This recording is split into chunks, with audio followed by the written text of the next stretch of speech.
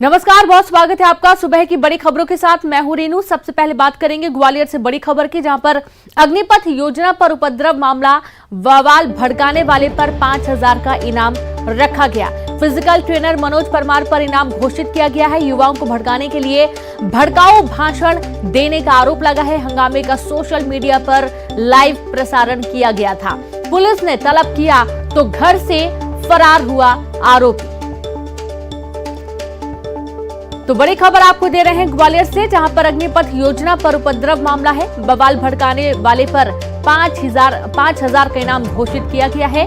Physical trainer Manoj Parmar पर इनाम घोषित हुआ है। युवाओं को भड़काने का आरोप है। आपको बता दें कि भड़काऊ भाषण देकर सोशल मीडिया पर वायरल किया गया था, लाइव प्रसारण किया गया था। पुलिस ने तलब किया तो घर से फरार हुआ मनोज परमार। तो फिजिकल ट्रेनर मनोज परमार पर इनाम घोषित। युवाओं को भड़काने के लिए लाइव प्रसारण किया था, विवादित बयान, भड़काऊ भाषण दिया गया था। पुलिस ने तलब किया। घर में जब छापेमारी के लिए पहुंचे उसको पकड़ने के लिए, तो जो मनोज परमार है वो फरार हो गया। और संवाददाता सुशील जुड़ गए हैं। सुशील, भड़काऊ भाषण दिया था मनोज परमार ने, फिजिकल ट्रेनर है और जानकारी है कि पुलिस जब पकड़ने गई तो फरार हो गया।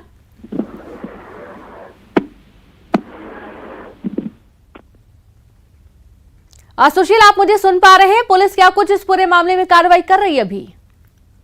16 तारीख को जो ग्वालियर में उपद्रव हुआ था, उस उपद्रव को लेकर जब पुलिस ने कार्रवाई की तो ये सामने आया कि एक फिजिकल ट्रेनिंग कराने वाला कोचिंग संचालक मनोज परमार, उसने ही व्हाट्सएप ग्रुप पर जो मैसेज किए थे, भड़काऊ मैसेज, इसके अलावा गोले का मंदिर चौराहे पर जब प्रदर्शन चल रहा था तो उसने उकसाने वाले भाषण दिए थे और उसी के बाद जो है ये पूरी हिंसा भड़की थी। और इसी को लेकर जब उसे पूछताछ के लिए थाने में तलब किया गया, हजीरा थाने में, तो वो थाने में पहुंचने के बाद बाहर से ही फरार हो गया। और जब उसके सोशल मीडिया अकाउंट सहित तमाम जो दस्तावेज और सबूत पुलिस को मिले, उसके बाद पुलिस ने उस पर मामला दर्ज किया है दंगा भड़काने का, और इसके साथ ही उस पर 5,000 रुपए का इनाम भी घोषित कर दिया है। तो अब पुलिस उसकी गिरफ्तारी के लिए प्रयास कर रही है। इसके अलावा एक और जो कोचिंग संचालक है उसको भी गिरफ्तार करके जो है उसके खिलाफ मामला दर्ज कर लिया गया। अभी तक 4 कोचिंग संचालकों से इस मामले में पूछताछ हुई है और अब पुलिस और प्रशासन ने ये गाइडलाइन भी तय कर दी है कि जो कोचिंग संचालक है, जो फिजिकल ट्रेनिंग कराते हैं, उनको अपने यहाँ आने वाले छात्रों का दस्तावेज और पूरा जानकारी प्रशासन को देनी होगी। तो निश्चित तौर पर अब जो है कवायद है कि इस हिंसा के लिए जिम्मेदार लोगों पर कार्रवाई की जाए और आगे ऐसी हिंसा ना हो, इसके लिए एहतियातन कदम उठाया जाए, जो प्रशासन कर रहा है। जी बिल्कुल, बहुत शुक्रिया आपका सुशील तमाम जानकारी के लिए। खबर भोपाल से, जहां पर एमपी में बारिश का सिलसिला लगातार जारी है। मानसून की एंट्री के बाद जमकर बारिश हो रही है। आज भी कई जिलों में बारिश के आसार हैं।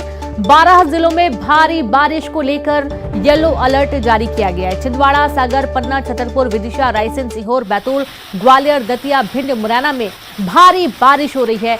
बुरहानपुर, खंडवा, बैतूल तक पहुंचा दक्षिण पश्चिम मानसून। 102 दिनों में भोपाल और इंदौर तक पहुंच सकता है मानसून। तो जोरदार बारिश हो रही है। गर्मी से बड़ी राहत लोगों को मिल रही है।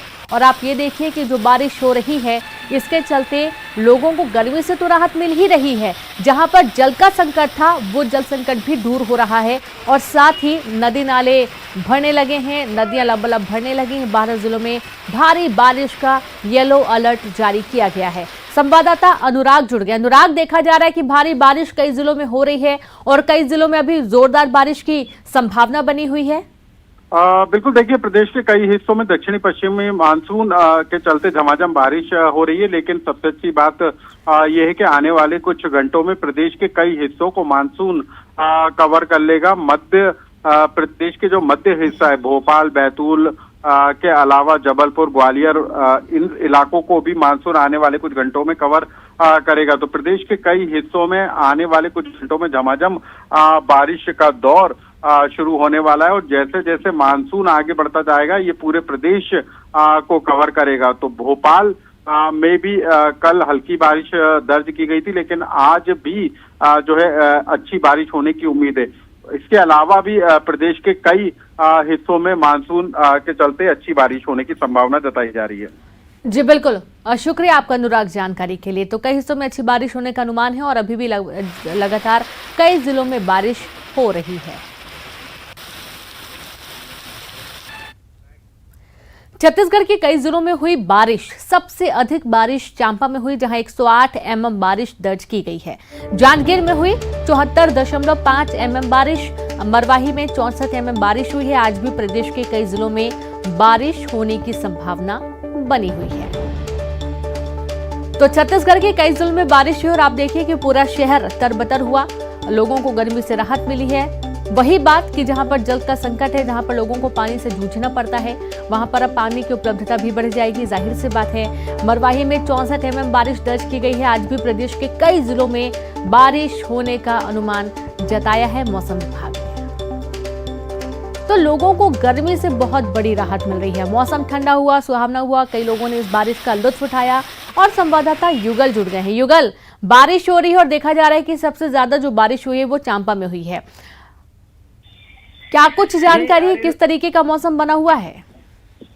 जी देखिए, छत्तीसगढ़ के अधिकांश जिलों में बारिश हुई है, अच्छी बारिश दर्ज की गई है और जिस तरह से मौसम है, मानसून है, उसने दस्तक दे दी है।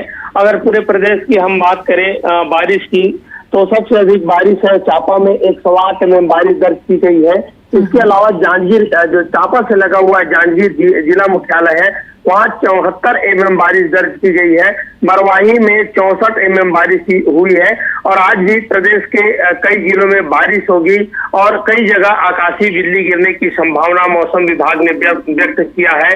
अगर हम पूरे जो तापमान की बात करें, तो एक वक्त था जब छत्तीसगढ़ का तापमान जो 47-48 डिग्री तक था और अब तापमान में काफी जो राहत है वो मिल रही है। मौसम है, ठंडक आ चली है और अगर रायपुर की तापमान है 36.2 डिग्री दर्ज किया गया है। ठीक इसी तरह बिलासपुर 32 डिग्री का तापमान दर्ज किया गया है। पेंड्रा रोड 29.7 है। जगदलपुर 34 है और दुर्ग का तापमान है 33.6 डिग्री दर्ज किया गया है।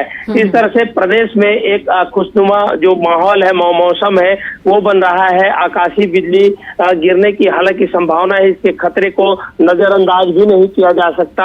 और मौसम विभाग जिस तरह से आम लोगों को, खास करके किसानों को, जब खेती किसानी का वक्त है तो खेतों पर जाते हैं और जब बारिश होती है तो पेड़ के नीचे आ जाते हैं, तो उन्होंने अपील की है कि पेड़ के नीचे ना आए। जब गरज चमक हो तो उकरू बैठ करके, नीचे जमीन पे बैठ करके रहे, ताकि आकाशीय बिजली उन पर ना गिरे। प्रदेश में अभी भी कई जिलों पर बारिश हो रही है। कवर्धा में भी बारिश अभी लगातार जारी है और प्रदेश में जो बारिश होने की वजह से किसानों के चेहरे खिले हुए हैं और किसान अब जैसे ही बारिश थमेगा खेतों की ओर रुख करेंगे। जी और साथ ही अगर ये भी देखा जा रहा है कि बारिश जो हुई है, गर्मी से बहुत राहत मिली है और उन इलाकों में भी बहुत बड़ी राहत है जहां पर पानी का संकट बना हुआ था। जी बिल्कुल कह सकते हैं, जीव जंतुओं से लेकर के तमाम लोगों को इस बारिश की बूंदों का इंतजार था। इसके बाद जो राहत मिली है, सबसे बड़ी राहत है। मौसम की मार जो झेल रहे थे, भीषण गर्मी जो पड़ रही थी, उससे काफी राहत मिली है। लगभग 7 से 8 डिग्री का जो तापमान है उसमें जो बदलाव आया है, उसमें कमी आई है। इसके अलावा जो कई जिलों में भारी बारिश हुई है, तो ऐसे में जब बारिश हो रही है तो जीव जंतु जो प्यासे भटक रहे थे, शहरों की ओर आ रहे थे, अब उनको भी आसानी से पानी है वो मिल पाएगा, उनकी भी प्यास बुझ जाएगी। और सबसे बड़ी बात यही है रेणु कि छत्तीसगढ़ में लगभग 48 लाख हेक्टेयर पर खेती होती है। खेती किसानी का काम है, वो चालू हो सकेगा। किसान जो अन्नदाता है वो अनाज उत्पादन करने के लिए खेतों को रुख करेंगे और तमाम तैयारियां हैं वो की जा चुकी है। ये कहा जा सकता है कि बारिश के आते ही, मानसून के आते ही किसानों के चेहरे खिले हैं। बिल्कुल बिल्कुल बिल्कुल युगल, बहुत शुक्रिया आपका तमाम जानकारी के लिए। तो बारिश जो हो रही है वो लोगों के चेहरे पर खुशी लेकर आई है, क्योंकि लोगों को गर्मी से बहुत परेशानी थी। किसानों के चेहरे पर भारी खुशी देखने को मिल रही है। और भोपाल से बड़ी खबर, निकाय चुनावों के लिए नामांकन प्रक्रिया खत्म हो गई है। अंतिम दिन नामांकन के लिए भारी भीड़ उमड़ी। महापौर पद के लिए 181 लोगों ने भरा पर्चा, पार्षद के लिए 31,439 लोगों ने नामांकन भरा। भोपाल में मेयर के 12 कैंडिडेट ने भरी नॉमिनेशन। कल होगी नामांकन पत्रों की जांच। तो कल नामांकन पत्रों की जांच की जाएगी। जो नामांकन पत्रों में सही जानकारी नहीं होगी, संतुष्ट जानकारी नहीं होगी, उनको रद्द भी किया जा सकता है। तो वहीं ज्यादा जानकारी के साथ संवाददाता अनुराग जुड़ गया। अनुराग, धीरे धीरे प्रक्रिया बढ़ रही निकाय चुनावों को लेकर और देखा गया है कि बड़ी संख्या में नॉमिनेशन किए गए हैं कल।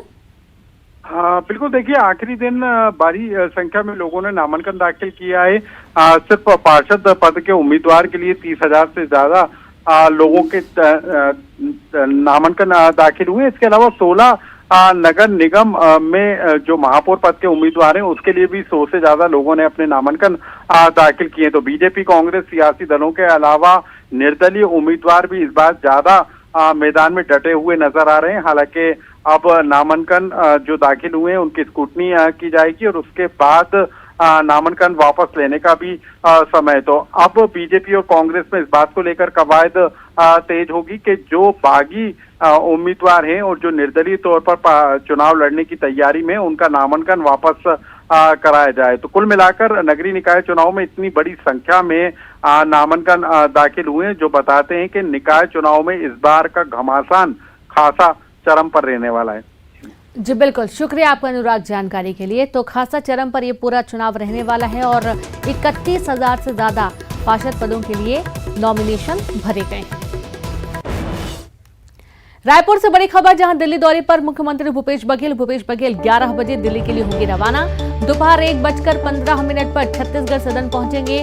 कांग्रेस के आला नेताओं से मुलाकात करेंगे। दिल्ली में ही रात्रि विश्राम करेंगे सीएम भूपेश बघेल। तो दिल्ली के लिए रवाना, दिल्ली दौरे पर मुख्यमंत्री भूपेश बघेल, जहां भूपेश बघेल 11 बजे दिल्ली के लिए रवाना होंगे और दोपहर 1:15 पर छत्तीसगढ़ सदन पहुंचेंगे सीएम भूपेश बघेल। कांग्रेस के आला नेताओं से मुलाकात भी करेंगे और रात्रि विश्राम दिल्ली में ही करने वाले हैं।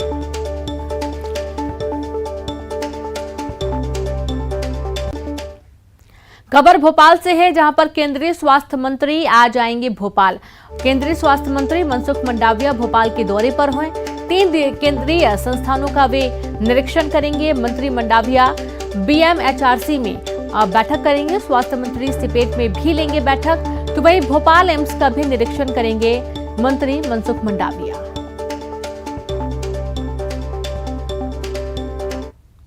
एमपी में बढ़ रहे कोरोना के मामले, पिछले 24 घंटे में मिले कोरोना के 65 नए मामले, 70 लोग हुए डिस्चार्ज। कोरोना से 1 संक्रमित की मौत हुई है। कुल एक्टिव केस की संख्या 415 हुई है। तो मध्य प्रदेश में कोरोना के आंकड़े अब धीरे धीरे बढ़ रहे हैं। आप देखिए कि पिछले 24 घंटे में कोरोना के 65 नए मरीज मिले हैं, 70 लोग डिस्चार्ज हुए हैं। तो वहीं 1 व्यक्ति की कोरोना से मौत हुई है। कुल एक्टिव केस की संख्या 415 बनी हुई है।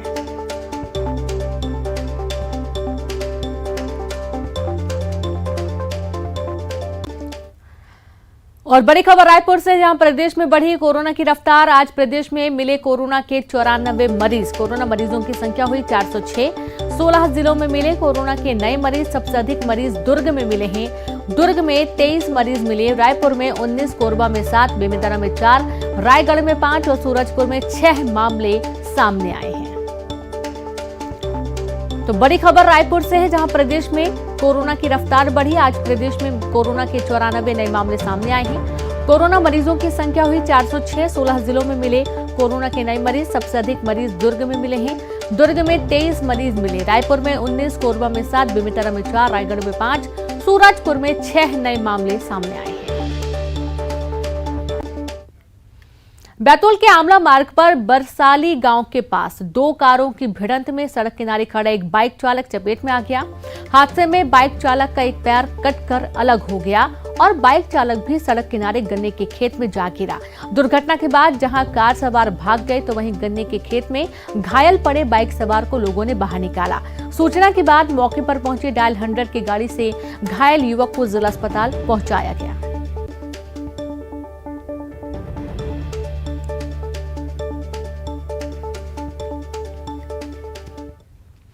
इंदौर छिंदवाड़ा पैसेंजर ट्रेन में एक युवक ने फांसी लगाकर आत्महत्या कर ली। मामले की जानकारी तब लगी जब ट्रेन की चेकिंग के दौरान जनरल बोगी के टॉयलेट का दरवाजा अंदर से लॉक मिला।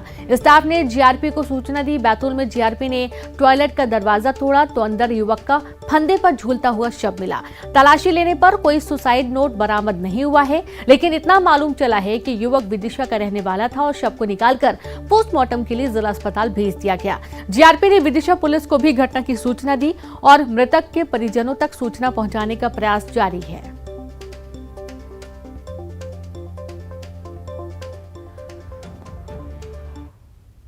रायपुर से बड़ी खबर, जहां कई पेट्रोल पंप पर ड्राई, कुछ पेट्रोल पंपों पर लंबी कतार लगी हुई है। ग्रामीण अंचलों में डीजल नहीं मिल पा रहा है, खेती किसानी का काम प्रभावित हो रहा है। डीजल संकट ने परेशानी बढ़ा दी है, खासतौर पर किसानों की परेशानी बढ़ी है, क्योंकि किसानी का वक्त है और उनको डीजल के माध्यम से कई बार वाहन चलाने होते हैं, मोटर चलानी होती है, पानी के लिए उनको जरूरत पड़ती है। लेकिन देखा यह जा रहा है कि डीजल का संकट अब गहराता जा रहा है। कई पेट्रोल पंप बिल्कुल ड्राई हो चुके हैं।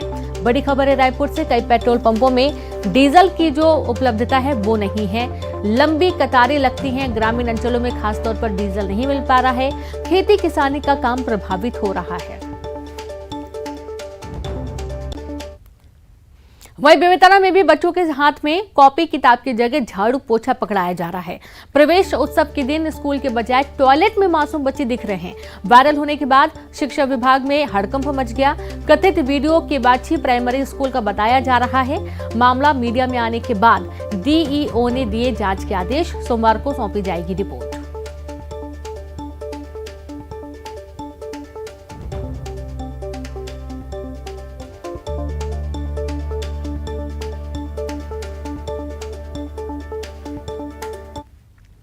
बड़वानी में राज्यसभा सांसद डॉक्टर सुमेर सोलंकी और पशुपालन मंत्री प्रेम सिंह पटेल ने चुनाव प्रचार के दौरान जमकर मांदल बजाई। आदिवासी वाद्य यंत्र मांदल की थाप पर आदिवासी नृत्य कर रहे दोनों नेताओं के साथ ही पार्टी कार्यकर्ता भी जमकर नाचे।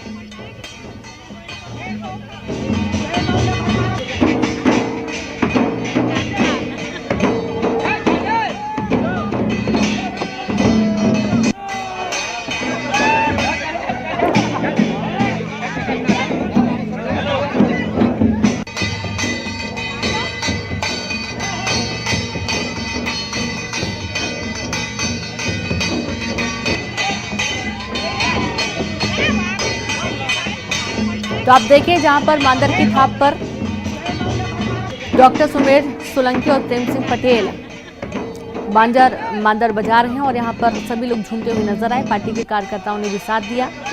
खबर बड़वानी से है, यहां पर राज्यसभा सांसद और पशुपालन मंत्री का अलग अंदाज यहां पर देखने को मिला। खबर भोपाल से, आज जबलपुर दौरे पर रहेंगे सीएम शिवराज। आईआईटी जबलपुर में आयोजित कार्यक्रम में होंगे शामिल। सिकल सेल दिवस पर आयोजित कार्यक्रम में होंगे शामिल। आईसीएमआर में आयोजित वर्कशॉप में भी शामिल होंगे सीएम शिवराज सिंह चौहान। तो आज जबलपुर के दौरे पर रहेंगे मुख्यमंत्री शिवराज सिंह चौहान। IIIT जबलपुर में आयोजित कार्यक्रम में होंगे शामिल। सिकल सेल दिवस पर आयोजित कार्यक्रम में शामिल होंगे सीएम शिवराज। तो वहीं आईसीएमआर में आयोजित वर्कशॉप में भी हिस्सा लेंगे, पहुंचेंगे। तो दौरा जबलपुर का है, काफी महत्वपूर्ण है। IIIT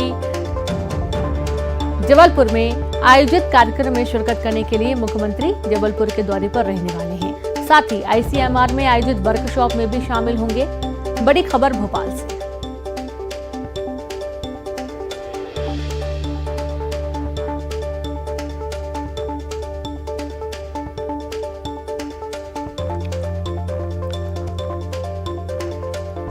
तो जबलपुर में कई सारे कार्यक्रमों में शिरकत करेंगे सीएम। जहां एक तरफ देखा जा रहा है कि IIIT जबलपुर में आयोजित कार्यक्रम में शामिल होंगे, तो वहीं दूसरी तरफ सिकल सेल दिवस पर आयोजित कार्यक्रम में भी हिस्सा लेंगे और आईसीएमआर में आयोजित वर्कशॉप में भी शामिल होंगे मुख्यमंत्री शिवराज सिंह चौहान।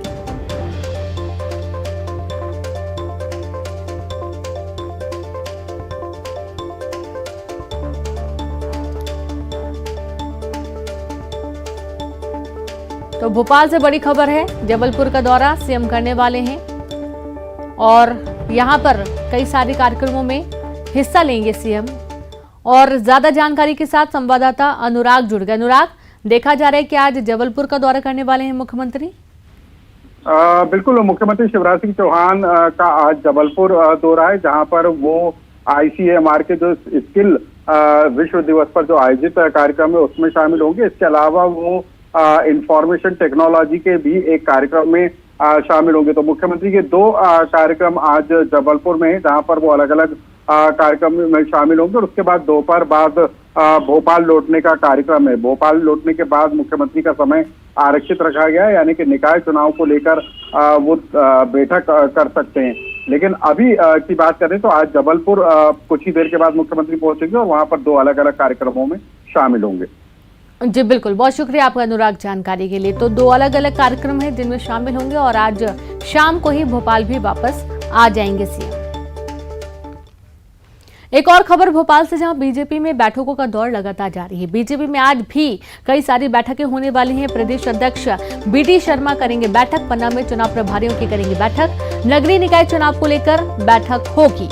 बड़ी खबर आपको दे रहे हैं भोपाल से, जहां पर आज बीजेपी में बैठकों का दौर जो है वो लगातार जारी रहने वाला है। बीजेपी में आज भी होंगी कई बैठकें। प्रदेश अध्यक्ष बीडी शर्मा बैठक करेंगे, पन्ना में चुनाव प्रभारियों की बैठक होगी, नगरीय निकाय चुनाव को लेकर बैठक होनी है। तो वहीं दूसरी तरफ भोपाल में कांग्रेस की भी बड़ी बैठक आज होने वाली है। निकाय चुनाव के मद्देनजर ये बैठक काफी महत्वपूर्ण है। जिले के प्रभारी और पर्यवेक्षक इस बैठक में शामिल होंगे। पीसीसी चीफ कमलनाथ बैठक लेंगे, जिलों की सर्वे रिपोर्ट लेंगे कमलनाथ। एक पिता अपना पूरा जीवन अपने बच्चों के लिए समर्पित कर देता है। उसका दिल तो बस अपने बच्चों की खुशी में ही खुश रहता है। और इस बार फादर्स डे पर न्यूज़ 18 लाया है पापा के लिए अपनी फीलिंग्स जताने का एक मौका। थैंक यू पापा, खास आपके लिए। फादर्स डे पर आप अपने पापा को गिफ्ट कर सकते हैं एक स्मार्टफोन। करना बस इतना है कि आपको अपना फोन उठाना है और एक मिस्ड कॉल करना है आपकी स्क्रीन पर दिख रहे नंबर पर।